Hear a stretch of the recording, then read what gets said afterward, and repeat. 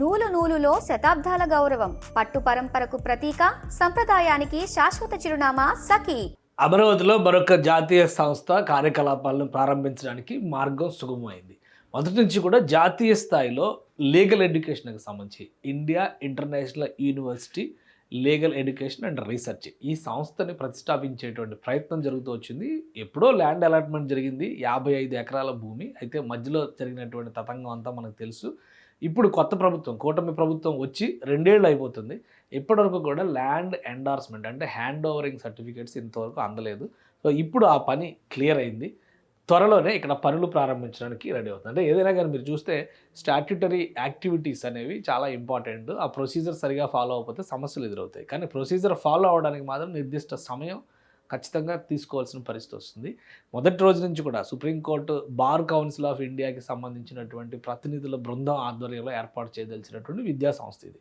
న్యాయ విద్యకి సంబంధించినటువంటి పరిశోధన కార్యక్రమాలు, అంతర్జాతీయ స్థాయి చట్టాలపైన పరిశోధన చేసేటువంటి వెసులుబాటు ఉండేటువంటి వ్యవస్థ. దీనికోసం 55 ఎకరాల భూమిని ఏపీసీఆర్డీఏ కేటాయించింది. ఇప్పుడు ఇలాంటి పనులన్నీ కూడా స్పీడప్ చేయడం కోసం అమరావతి గ్రోత్ ఇన్ఫ్రాస్ట్రక్చర్ కారిడార్ లిమిటెడ్ని ఏర్పాటు చేసింది. Amaravati growth infrastructure corporation limited ఈ సంస్థ ఆధ్వర్యంలో ఇవన్నీ కూడా స్పెషల్ పర్పస్ అంటే ఏవైతే ల్యాండ్ అలాట్మెంట్స్ జరిగినాయో ఆయా సంస్థలకి క్లియర్గా హ్యాండ్ ఓవరింగ్ సర్టిఫికెట్లు వెళ్ళడము, పనులు ప్రారంభించే దిశగా వాళ్ళకి కావాల్సినటువంటి వసతులు, వనరులు, సదుపాయాలు కల్పించడం ఇదే మేజర్ టార్గెట్గా చేస్తున్నారు. అందుకని ఇప్పటివరకు ఈ కార్యకలాపాలన్నీ ఏపీసీఆర్డీఏ చూసేది. ఏపీసీఆర్డీఏ ఇతర వ్యవహారాలతో పాటు ఇవన్నీ చేయడం వల్ల బడ్డెన్ ఎక్కువైపోయింది. అందుకనే ఒక స్వతంత్ర ప్రతిపత్తి కలిగినటువంటి సంస్థగా స్పెషల్ పర్పస్ వెహికల్ తరహాలో ఏజీఐసీఎల్ని ఏర్పాటు చేశారు. ఆ సంస్థ ఆధ్వర్యంలో ఈ డాక్యుమెంట్స్ హ్యాండ్ ఓవరింగ్ ప్రాసెస్ అయిపోయింది. అంటే అతి త్వరలోనే అమరావతిలో India international university of legal education and research ఈ సంస్థ కార్యకలాపాలను ప్రారంభించబోతుంది. దీనికి సంబంధించి 55 ఎకరాల భూమిని, ఇది ఒక లా యూనివర్సిటీ అవుతుంది. ఆల్రెడీ నల్సార్ తీసుకొచ్చి చంద్రబాబు నాయుడు గారు సీఎంగా ఉన్నప్పుడు నల్సార్ తీసుకొచ్చి హైదరాబాద్ షామీర్పేటలో పెట్టారు. అదే తరహాలో ఇక్కడ ఒక న్యాయ విద్యకు సంబంధించి ఒక ఇంటర్నేషనల్ స్టాండర్డ్ ఉన్న ఇన్స్టిట్యూషన్ రావాలనుకున్నారు. ఇది బార్ కౌన్సిల్ ఆఫ్ ఇండియా ఆధ్వర్యంలో వచ్చేటువంటి సంస్థ. దీనికి ల్యాండ్ అలాట్మెంట్కి సంబంధించి కూడా ఒకసారి మనం ఈ జిఐఎస్ మ్యాప్లో చూస్తే కనుక ఇక్కడ క్లియర్ కనిపిస్తూ ఉంటుంది. మీరు ఒకసారి అబ్జర్వ్ చేస్తే ఈ పింక్ షేప్లో ఉన్నటువంటి మార్క్ ఈ ఏరియా అంటే ఇది పెద్దపరిమికి దగ్గరలో ఉంటుంది. అమరావతికి శివారు ప్రాంతం వద్దనమాట.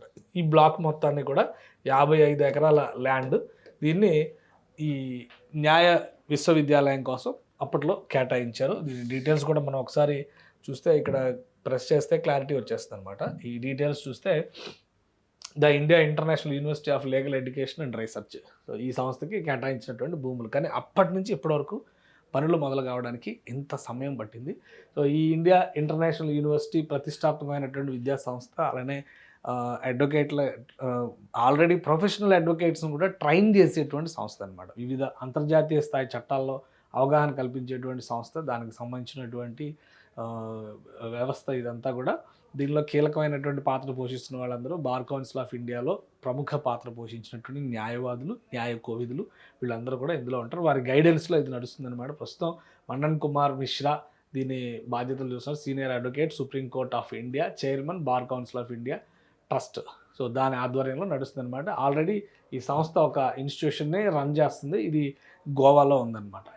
ఈ స్థాయి ఇన్స్టిట్యూషను మళ్ళీ ఆంధ్రప్రదేశ్లో ఇది రాబోతుంది. ఈ స్థాయిలో దీని నిర్మాణం జరగబోతుంది. అంటే బహుశా ప్రస్తుతం ఒక టెంపరీ క్యాంపస్ని ఎంచుకుని పనులు ప్రారంభించినా, లేదా కార్యకలాపాల కోసం ఒక చిన్న కార్యాలయాన్ని ఏర్పాటు చేసుకున్నా కావచ్చు. కానీ రాబోయే రోజుల్లో మాత్రం ఈ స్థాయిలో ఒక ప్రతిష్టాత్మకమైనటువంటి విద్యా వ్యవస్థ అక్కడ ఏర్పాటవుతుంది. అలానే ఒక మంచి conference hall, research library, convention centre తరహాలో, ఆడిటోరియం తరహాలో ఉండేటువంటి వ్యవస్థ. అంటే న్యాయ విభాగాలకు సంబంధించినటువంటి ఏ కార్యక్రమాలు జరిగినా కానీ ఇది ఒక ప్రముఖమైనటువంటి ఆల్రెడీ జస్టిస్ సిటీ అనేది కూడా డెవలప్ అవుతుంది. జస్టిస్ సిటీకి ఉండేటువంటి ఇన్ఫ్రాస్ట్రక్చర్ ఉంటుంది. న్యాయ విద్యకి సంబంధించినటువంటి పరిశోధన, ఇతర కార్యకలాపాలన్నిటికీ కూడా ఈ సంస్థ అమరావతిలో వేదిక కాబట్టి ఇప్పుడు ల్యాండ్ హ్యాండ్ ఓవరింగ్ ప్రాసెస్ అయిపోయింది కాబట్టి మ్యాక్సిమం 3 నెలల పీరియడ్ పెట్టుకుంటున్నారు. ఈ లోపు అక్కడ ఉన్నటువంటి డాక్యుమెంట్స్ అన్నీ కంట్రోల్లోకి వచ్చినాయి. ల్యాండ్ క్లియరెన్స్ చేసుకుని వీలైనంత తొందరగా భూమి పూజ చేసి నిర్మాణ ప్రణాళికని అమలు చేసేటువంటి ప్రయత్నం జరుగుతుంది.